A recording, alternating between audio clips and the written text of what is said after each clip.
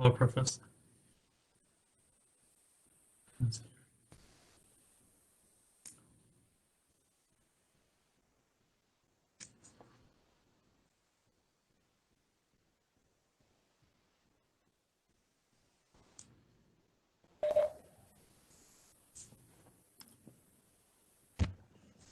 Hello, Professor. How are you? Thank you. How are you? Doing good, thank you. Where's everybody else? I think Dr. Zagros is here. Dr. Mariam just joined, so yeah.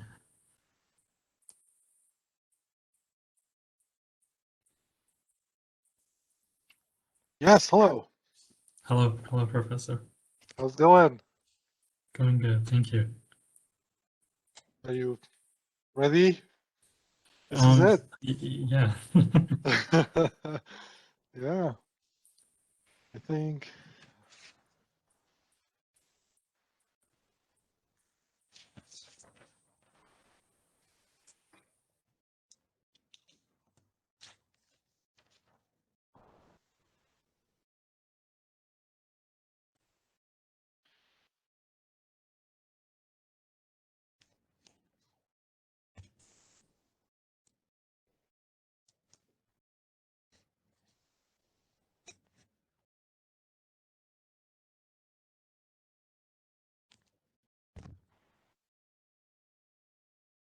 That was Miriam. Oh, there she is.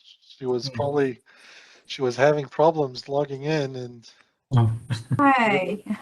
hi, hello. yeah. Not a problem with login. I have problem with my computer. The computer got restarted and it's now too slow. So, okay, I think it's 4.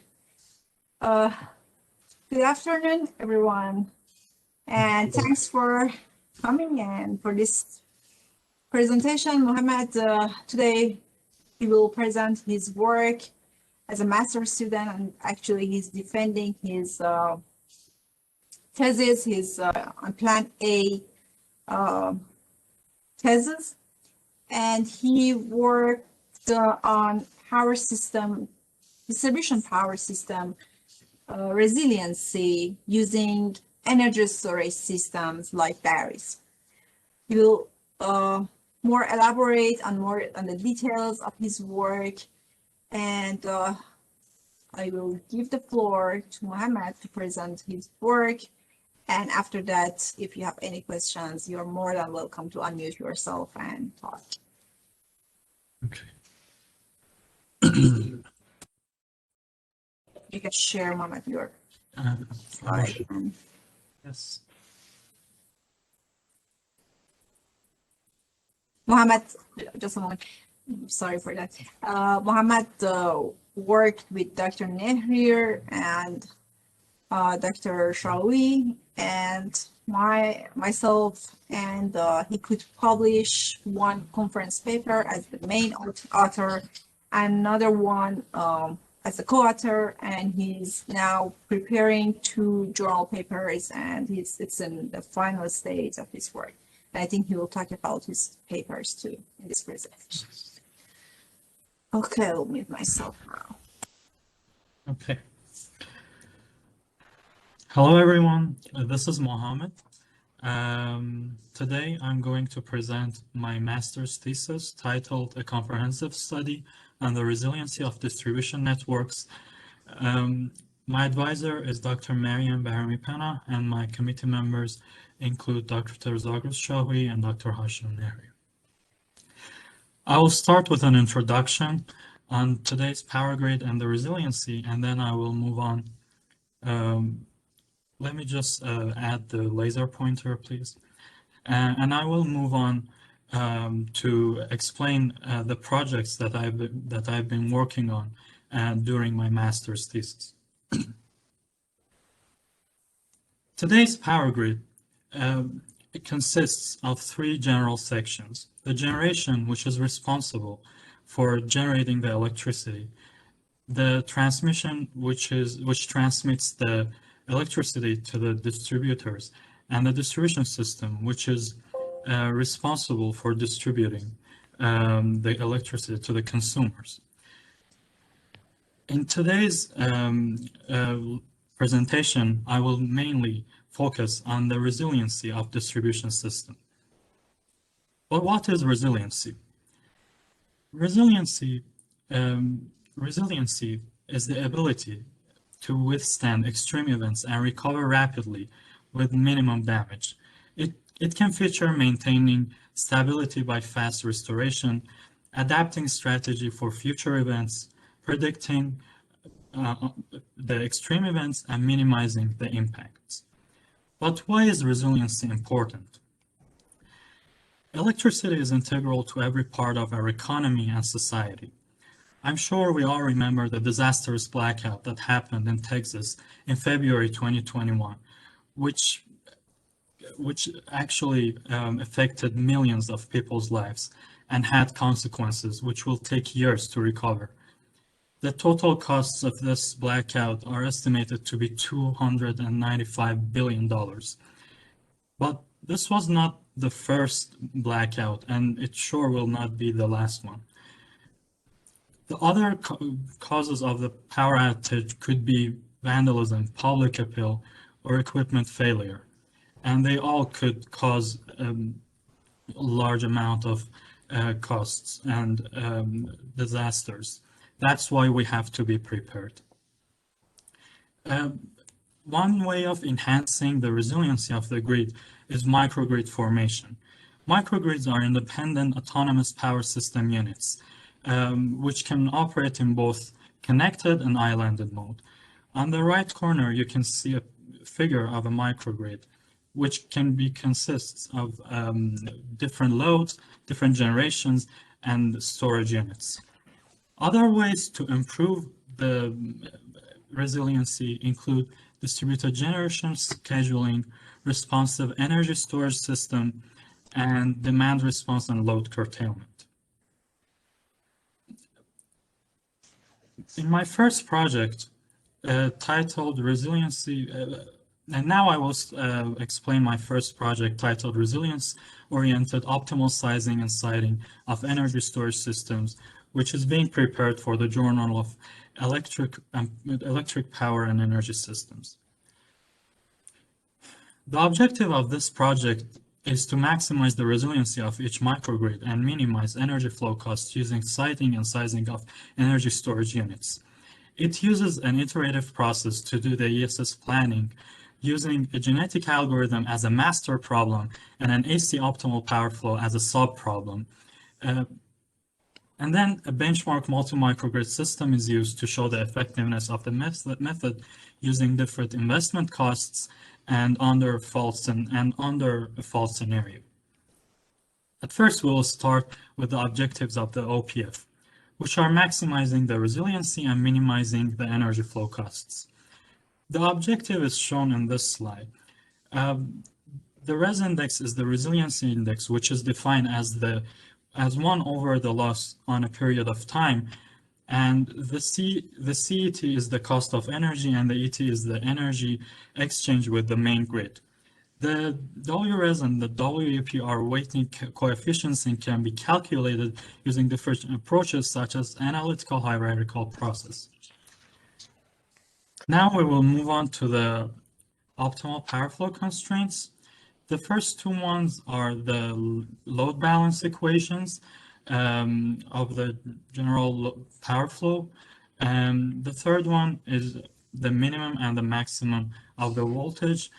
These equations are related to the minimum and maximum energy that can be stored or like charge and discharge from the battery. This equation is the maximum, shows the maximum and minimum constraint for the energy of the energy storage unit. This one shows the maximum and minimum of the power of the energy storage unit, and this one shows the limit for the maximum capability curve of the energy storage unit. Now we will move on to the GA fitness. So we treat the OPF as a black box, and by adding the investment cost, we generate the GA fitness function. I have a figure of my iterative process for the ESS planning. So basically, in the first stage, the GA problem will have an initial guess of the site and the size of the ESS, and that would be passed to the AC optimal power flow. The objective of the optimal power flow, along with the investment costs needed for the siting and sizing, will go as a fitness back to the GA problem, and this iterative process will continue until we reach an optimal site and siting and sizing. We will use a benchmark multi-microgrid system, which is referenced below as our test system. We will consider a maximum of 3 energy storage units for each microgrid, a maximum power rating of 600 kilowatt, a maximum capacity of 3 megawatt hour for each of the microgrids. And I considered the day-ahead price according to this website, and I considered a base power of 500 kilovolt ampere.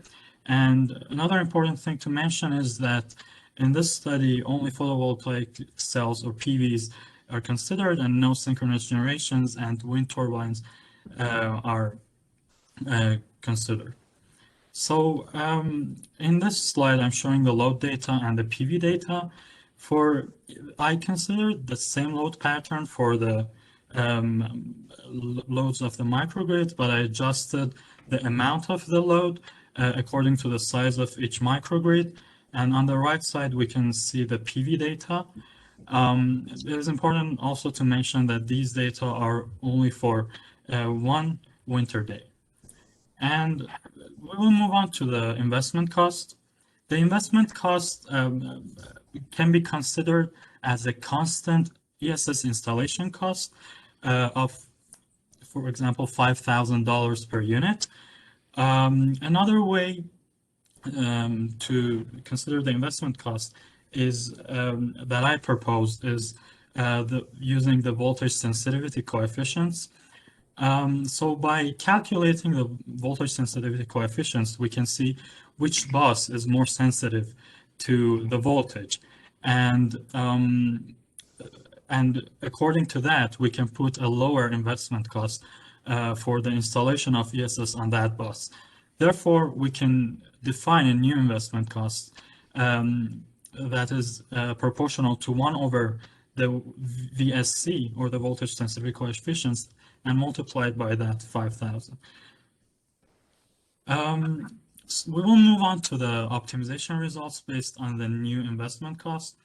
The first table is showing you the optimal site and size of the ESS in each microgrid.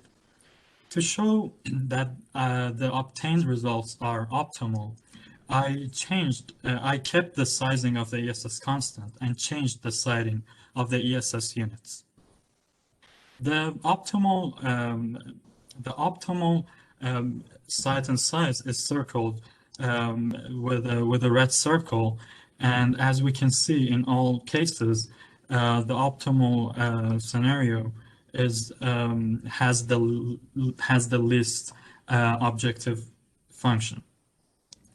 In my second table, I'm showing the objectives with and without the ESS allocation. For example, for the fourth microgrid, we can see that the objectives are way less, and the ESS allocation has been beneficial to the loss and to reduce the cost of energy. Moving on, I show the voltage profile on 3 cases. The first case without the ESS, the second case with the ESS and the constant investment cost, and the third case with the ESS and the proposed investment cost that was based on the voltage sensitivity analysis. For the by looking at the voltage profiles, we can see that both cases with the ESS have a better voltage profile in comparison to the one without the ESS, and the one with the proposed investment cost has slightly better performance in comparison to the one with the constant investment cost, especially on the buses 2, 3, 4, and 5. So to evaluate the performance of my method even more, I simulated the third case with the proposed investment cost in a fault scenario where PVs on buses 2 and 3 are out, and I showed the cases again without an ESS and with the ESS with the proposed investment cost. And as we can see, the voltage profile with the ESS is obtained in the limits of 0.95 and 1.5, whereas in the without the ESS, it is whereas without the ESS, it actually exceeds that amount. And so this shows the effectiveness of the optimal sighting and sizing even more. So to wrap up, in this study, optimal ESS planning of a multi-microgrid was studied. I enhanced the resiliency and reduced the energy costs, and I validated the performance using various scenarios and simulations. Moving on to my second project, which is titled Intelligent Line Congestion Prognosis in Active Distribution System. This paper was published in the ISGD 2021 conference, and the objective of this study was to propose a novel intelligent line congestion prognosis method. This study investigates the problem of power line congestion, which can happen when the line current exceeds its ampacity. This can happen during load peak conditions or high power injections by renewable energy resources. Congestion can negatively affect the economy and different aspects of the grid. Therefore, it is important to know where it's going to happen and alleviate the problem in time. Therefore, we proposed a novel intelligent line congestion method with two neural networks. The first one detecting a possible congestion, and the second one detecting the cause of congestion. As can be seen, the monitored variables are passed to the first neural network, and the estimates of the first neural network along with the monitored variables are again passed to the second neural network, and as an output we're going to have a possible cause of congestion. For the training of the neural networks, we used a modified IEEE 13 bus system, which is shown on the right. For the neural networks architecture, we chose a feed-forward architecture with one hidden layer, and I made a data set with 547,000 different cases of low-end generations, and I simulated that using power flow, Newton-Raphson power flow, and moving on, I trained the neural networks using Levenberg-Marquardt algorithm along with the Bayesian regularization. On the right side, we can see the improvement of the mean squared error of both neural networks. We can see that after 1,000 epochs, both the training set and the testing set will reach a minimum squared error. To evaluate the performance of my method, I suggested two specific scenarios. One, changing the bus 13 generation, and second, changing bus 4 load. Changing both amounts to the double of what they were in their normal operation. The neural networks predictions are shown in this table, and on the right you can see you can see the performance of the neural network on the first case.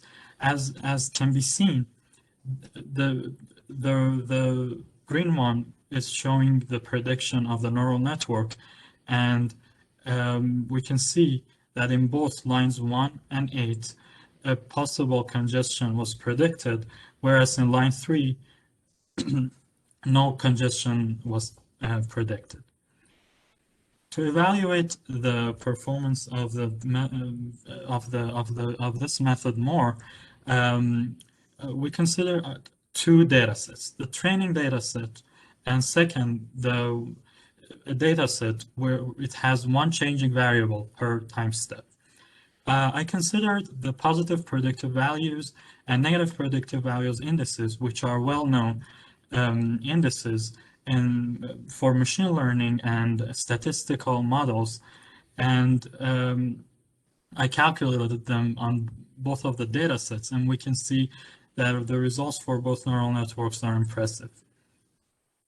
So in summary, in this work, I introduced a novel intelligent method consisting of two neural networks to predict the power line congestion and its cause, therefore enhancing the resiliency of the system. I validated the effectiveness of the scheme using various test cases and datasets. One important point to mention is that the detections in these methods are in real time, which is another benefit of this method. Moving on to my third project, which is titled Resiliency-Oriented Optimization of Critical Parameters in a Multi-Inverter for Distributed Generation System. This paper is also prepared for the Sustainability Journal.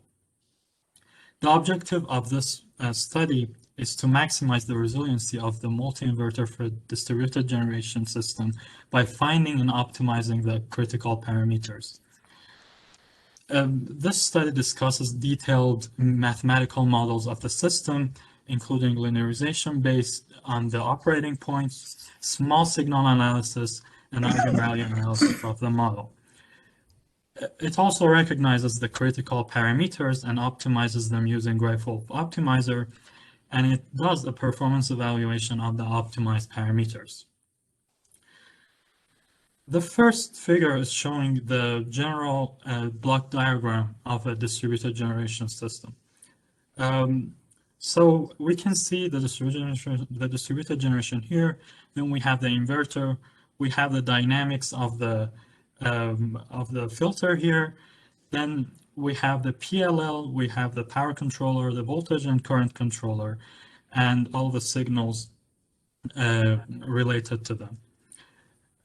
In this model, I used as a power controller, I used a droop control with a secondary control loop. The secondary control loop provides the reference active and reactive power, which can be used in the droop control to control the frequency and the voltage even better. Moving on, I used an internal model-based current and voltage control. And I also considered a phase-lock loop like this. And I considered and I simulated the line models, the filter dynamics, and all the load models, all in this MATLAB Simulink, and use the linear analysis tool to find the stable point and to find the operating point of the system. Further, I linearized the model around the operating point and derived the state space representation of my model. In this, we know that the eigenvalues of matrix A represents the poles of the system. On the right figure, we can see the eigenvalues of matrix A. It is known that the critical parameters of the power controller are located in the low frequency region, and the critical parameters of the voltage and current control are located on the medium and high frequency region. By changing the critical parameters of different models, we can see the changes of the poles of the system, and we can monitor the stability or instability of the system. By examining and changing different parameters in the system, I obtained 7 critical parameters for my system. The first 3 correspond to the power controller, and the other 4 correspond to the voltage and current controller. To consider improving the resiliency, I wanted to minimize my reactive power in comparison to a reference reactive power. So after formulating this problem with the constraints that I obtained from the eigenvalue analysis, I performed the optimization, and the optimization convergence clause is shown on the right. It is important to mention that I did that I performed the optimization using the Gray-Wolf optimizer, which has shown a remarkable performance in the power electronic applications. For evaluating the performance, I put an active load of 5 kilowatt to the DG1, and between seconds 1 and 1.5, and I added another active load of 10 kilowatt connected to DG2 between 1.5 and 2. As can be seen in both plots, the active power, the frequency, the reactive power, and the voltage are all becoming stable after a short amount of time, and this shows the effectiveness of the optimization of critical parameters. So again, to wrap up, I identified and optimized the critical parameters in the distribution generation system to increase the resiliency, and I validated the effectiveness of the proposed critical parameters using this mentioned scenarios. Now I will move on to my last project, which was agent-based resilient power management of microgrids, which is submitted to the ISGD Asia 2021. The objective of this problem is to formulate the day-ahead power management problem as a multi-objective optimization problem. It defines 3 agents: demand response, dispatchable generator, and energy storage system, and it models the behavior of each agent as a finite horizon Markov decision process. Finally, it solves them using the value iteration and Q-learning algorithms. I will start with a quick overview of the Markov decision process. We use a 5-tuple Markov decision process consisting of S, which is a finite set of state variables, a finite set of actions, R, which are immediate rewards obtained, and T, the set of transition probabilities, and gamma, the discount factor. The discount factor is considered 1 because the system is working in a finite horizon. And to explain the figure, in the Markov decision process, we have an agent and an environment. According to the state and the immediate reward that an agent receives, it will actually decide on an action, and then that action will take the agent to a new state and give another immediate reward, and it will again go back to the agent, and this iterative process will continue. I will briefly discuss each agent and their state and actions. At first, I will start with the DG agent. The DG agent sets the output of the DG located in the MG as per the electricity demand. The state space is the output level of the generation. The action is the increase or decrease of generation from previous hour output, and the reward function is designed to guarantee maximum survivability of the loads. The DR agent performs a demand response on controllable loads. The state space, the state space actually is the curtailed amount of loads. The action space is the increase or decrease of curtailment from previous hour, and the reward function is designed again to ensure the maximum survivability of the loads. And the ESS agent is responsible to maximize the load coverage during an extreme event in absence of sufficient generation. The state space for the ESS agent is the state of charge or the battery. The action space is charge or discharge amount of the battery, and the reward function was designed to guarantee maximum survivability of the loads, and hence it will increase the resiliency. Two approaches are used to solve the power management problem. First, the value iteration, which is a dynamic programming approach. The state value is updated on the immediate reward and the transition probability at each iteration, and the results are, and it is actually used as a ground truth to be compared with the Q-learning results. The Q-learning is an off-policy reinforcement learning algorithm. It learns the Q-table for a state action pair based on the value iteration update, and it finds the optimal policy that will lead to the maximum reward by performing a sequence of action. In here, we have the simulation results for a day-ahead scheduling of the demand response and the DG agent using value iteration and Q-learning. We can see that both the value iteration and Q-learning obtain the same results for the demand response, and they are also roughly the same for the dispatchable generator. Finally, a power management of a benchmark system was simulated using all the agents together: the demand response agent, the DG agent, and the ESS agent. It is considered that at the 12th hour, an extreme event would happen. So the output of the DG agent will go to 0. And since the ESS agent was foreseeing this event, it actually charged some energy in the ESS.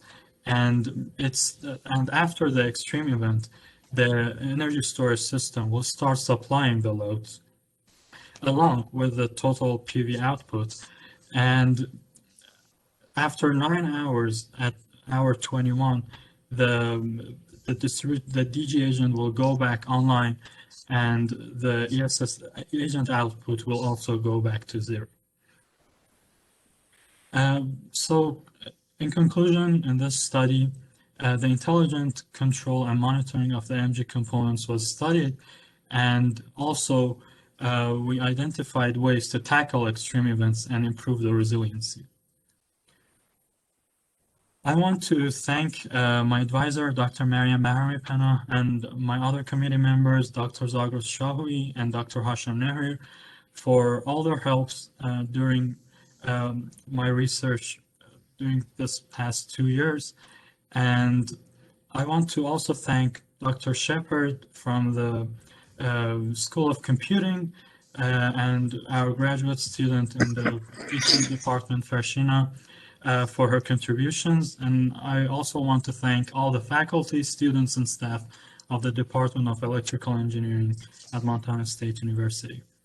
Thank you so much for your attention, and I'll be glad to answer all your questions. Great. Thank you, Mohammad. Okay.